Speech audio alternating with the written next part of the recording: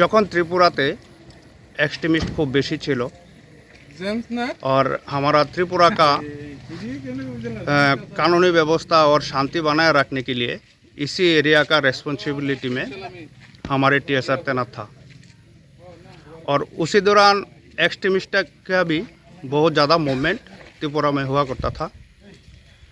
और आज का दिन में हमारे एक ड्यूटी बाहर था और वो ड्यूटी पार्टी जैसे कैंप में आया, देखा हमारे एक भाई बीमार है, उसको हॉस्पिटलाइजेशन के लिए मदद के लिए जा रहा था।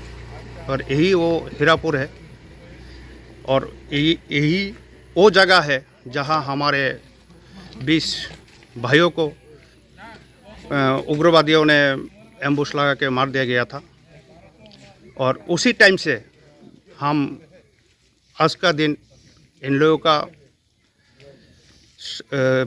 शांति के लिए, इन लोगों का सुकून के लिए, इन लोगों का याद में हम लोग ये शहीद दिवस मनाते हैं और पालन करते हैं।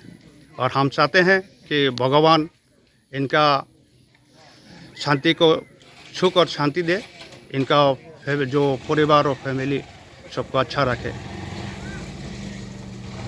कितने बैटालियन है सर? ये 7 बैटालियन का है। ये 2001 में भर्ती हुआ था और